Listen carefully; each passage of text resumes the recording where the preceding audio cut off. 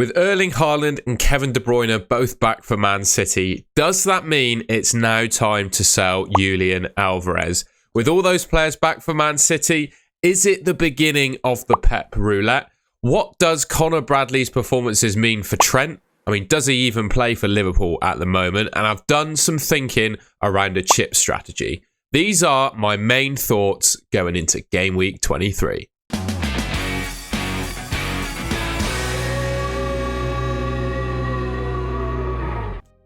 All right, I'm going to start off the video by talking about Julian Alvarez. I've compiled, when trying to make big decisions, I usually like to put together a pros and cons list. And I've done that here for Julian Alvarez. You know, if you're an Alvarez owner, should you keep him or should you sell him? Obviously, he's just come off the back of a brace against Burnley. He's got 4 goals in his last 4 Premier League games. He's got a double game week coming up in Game Week 25. I'd personally say he's more than earned his place in the Man City team. And he's started every Premier League game so far this season. And pretty much in most of them played 90 minutes. Now, looking at those pros alone, that suggests that he's a really strong option. But I think you need to really consider, your thinking around Alvarez. Because, how does Pep fit all of the attackers into his team with Kevin De Bruyne and Haaland back at the moment, right? How will his returns also be impacted by their returns from injury? He took the penalties for Man City for a period of time, also took the free kicks, got some goals from there. Haaland being back in the team, Kevin De Bruyne as well. I know Alvarez and Haaland can play together, right? But surely Haaland's going to be taking some of the attacking returns away from Alvarez. I know at the start of the season, I don't feel like he was lighting the world up, despite being relatively popular in FPL. When he was in the same team as Haaland, I just don't think he was that effective. And with all those things in mind, with a plethora of options now available in the forward position in FPL, could you do better? Now, obviously, this is for you to decide. I'm not going to really come to a conclusion. I'm just trying to put these points together to help you to think, right? I think if you're currently on Alvarez and looking to sell him, you should really look at Ivan Toney. For me, he's one of the best forwards in the league, no doubt about it. I'd say in terms of actual ability, they're probably on par with one another, really, with Toney probably getting the edge as a centre forward, really. We know he's nailed to start for Brentford, plays 90 minutes on pens and free kicks. And Mbumo's usually the free kick taker for Brentford, but with him out of the team, looks like Toney's the man taking them. Got a double in Game Week 25. He doesn't blank in 26 or 29 like a lot of other teams do. And he's relatively fixture-proof as well. Like last season, he proved, he's just scored against Tottenham, right? Had a really good game at the Tottenham Hotspur Stadium. He proved last season, I think he scored a couple goals at the Etihad, right? I've repeated these points multiple times in multiple recent videos, but it's come to fruition, right? He's played 2 starts so far since returning from that betting ban, and he's got 3 attacking returns, 0.81 expected returns per 90. And when you compare that to Alvarez, it is better, 0.67 for Alvarez, 8 and 8 in 21 starts, 2 and 1, 2 starts for Toney, and 0.81 expected returns per 90. So, yeah, if you're looking at selling Alvarez, I think Toney's your best option. That leads me on to another point, really, and it's just around the Pep roulette. I think the Pep roulette is well and truly underway again. I'm pretty sure he's got a full squad of fit players now, and whilst that's great for Man City's chances of winning the league, and I'm sure Pep's licking his lips at the thought of having all his players available, but ultimately, what does that mean for FPL, right? There's a lot of these Man City players that are probably popular, likes of Kyle Walker, who, of course, we saw get benched against Burnley. Foden's really popular in the game at the moment. Alvarez is really popular, as I've just gone through. De Bruyne is coming to fruition again. Few people got Bernardo Silva. But when you look at all of these options, you just have to ask, how the hell does Pep Guardiola line his team up every week, right? And particularly with double game week 25 in mind, is there any player here that you can genuinely back to play each game of the double? I don't know. I think with Haaland, we have to see what kind of form he returns in. He did miss a bit of a chance against Burnley on his return, but you can kind of put that down to a bit of fatigue. Well, not fatigue, but not being, match fit and fresh. But yeah, I don't know. I'm not necessarily saying avoid all of these Man City players by any means, but we just need to be conscious now, in my opinion, that the Pep Guardiola roulette is well and truly back on. He's got probably 2 players for every position that could easily compete and fill in for one another. It's going to be really hard to predict these Man City lineups coming up. And I've got a page next which should help you with that. So if you're on X, which formerly Twitter, there are a few accounts that I recommend that you follow, right? A couple of them do lineup predictions and then a couple of them do leaks, right? Lineup predictions, Two individuals that do them, Luke Disable at Dis FPL and Alex MCFC, are two of the biggest Man City lineup predictors on Twitter. And Emma at Jump the Wave on Twitter is a fantastic account where she gets a group of fans from each team. I think it's 20 fans from each team to predict their 11. She puts that into a spreadsheet depending on different players' chances to start, etc., as decided by the group of fans that predict the lineups. She'll then compile that into a spreadsheet, like I said, and that will reveal what her spreadsheet, her model suggests will be the starting 11. So looking at those three accounts combined will help you understand a prediction for the Man City starting 11 week on week.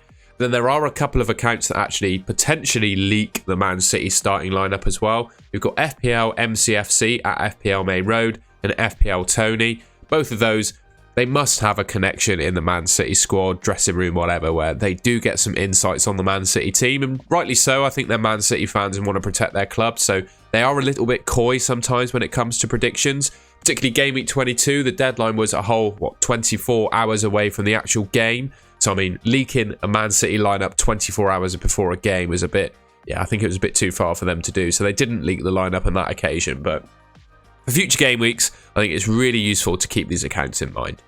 Right, that's the Man City and Pep Guardiola fun out of the way. But now we've got some fun with Trent Alexander-Arnold and Liverpool. Now, Connor Bradley playing at right back has been absolutely sensational playing for Liverpool. He got a goal and an assist in the game against Chelsea. And I think he could genuinely have nailed down that right back spot for Liverpool now. And I would say, given they have a potential double in 25, Trent has been obviously a really good option in FPL so far this season. 13 returns in 17 starts so far. I mean, question marks really on what that kind of Bradley and Trent sort of link up has. I've just looked at the next 5 fixtures. I've got game week 22 in there accidentally. They've got Arsenal in game week 23, right? Personally, I think Bradley keeps his place at right back and Klopp reverts to playing Trent in midfield. I think Trent could well get a start in the midfield against Arsenal. I see the Liverpool midfield three potentially being Szoboszlai, Trent and McAllister. I think it's a really bold move to leave Trent out for a game against Arsenal, right? It's basically a 6-pointer in the title race. So, Trent is literally Liverpool's, well, at the moment, I'd say Liverpool's best player without Salah in the squad, right? So it's really bold for Klopp to leave him out. So I do think he starts against Arsenal. And I do think he probably starts in the midfield as well. It's just something to be cognizant of, right, as well, because the state of the game at the moment with Salah injured, Son out on Asia Cup duty, you're probably going to want to be looking at Trent with, the money that you have available. And you'd be asking yourself the question, is he nailed on given how good Bradley has been? And I think he probably is. I think he plays in the midfield. And to be honest, despite how good Bradley is, Klopp could well just play Trent at right back and trust in his, tried and trusted right back, even though he's a bit frail defensively. I think he could well just trust in Trent to play there. I just don't see him leaving him out, basically. Now, I'm going to cover potential chip strategies in this next little segment. And I just want to caveat that before actually going into any detail about anything. There isn't a one-size-fits-all strategy I can give you. I've repeated this in multiple videos, right? But everyone's got a different team. Everyone's in a different rank. Everyone has a different sort of game state in terms of chips that they've actually used. So realistically, it's impossible to tell you a one-size-fits-all chip strategy. But I'm going to try and give you all the information here to help you with that. Starting off with my source here is on X at Ben Crellin on Twitter, or X. I keep wanting to try and call it Twitter.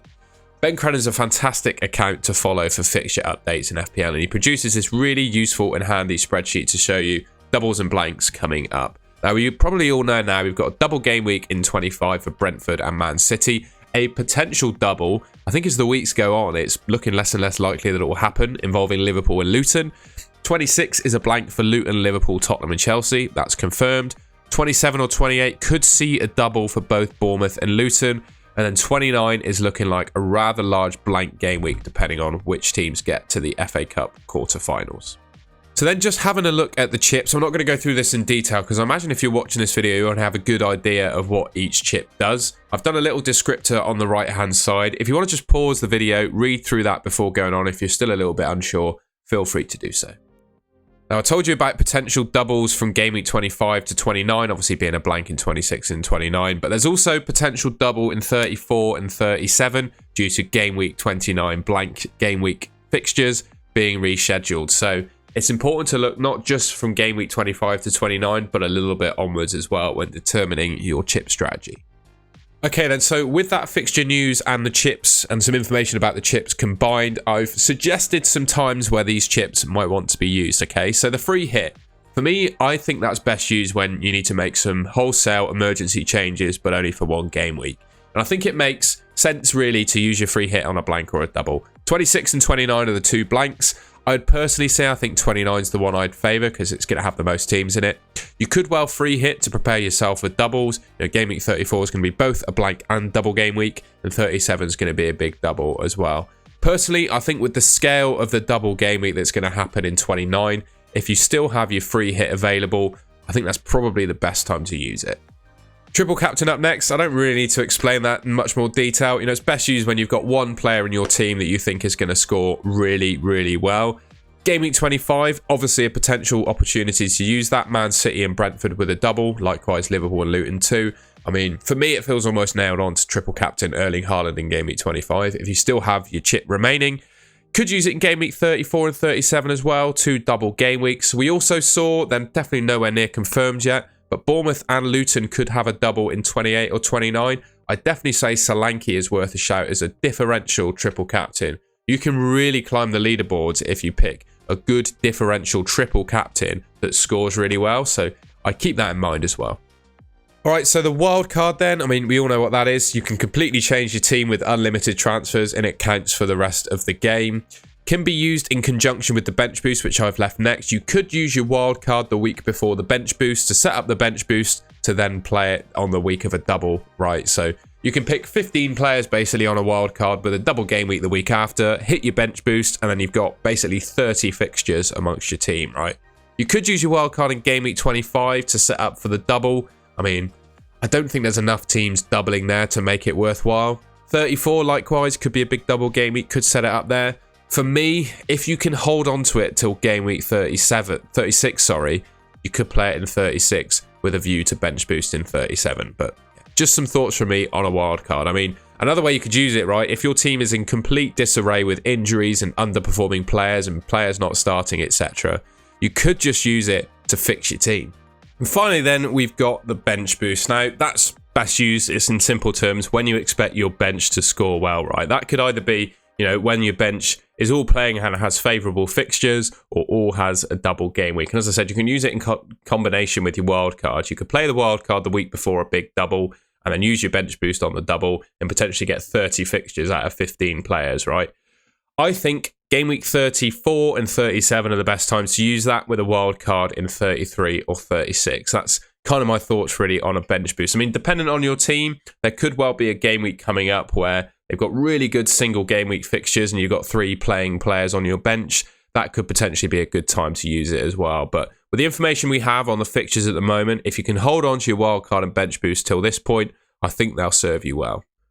All right, and that's the end of the video. Hopefully that has helped you with some decisions we're all having to make for game week 23. I mean, you know, ultimately there are going to be thoughts that I missed. So let me know in the comments if you think I did actually miss anything there. But I think those are the key thoughts and feelings, you know, with such a short turnaround to the next game week and no real major injuries, apart from obviously players being benched, etc.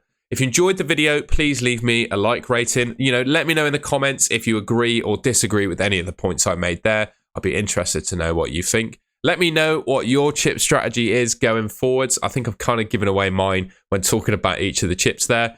And if you want to see more content from me, I'd really appreciate it if you could subscribe to the Golden Goal channel. There should be a button just there to do that. So yeah, if you want to stick around, hit that.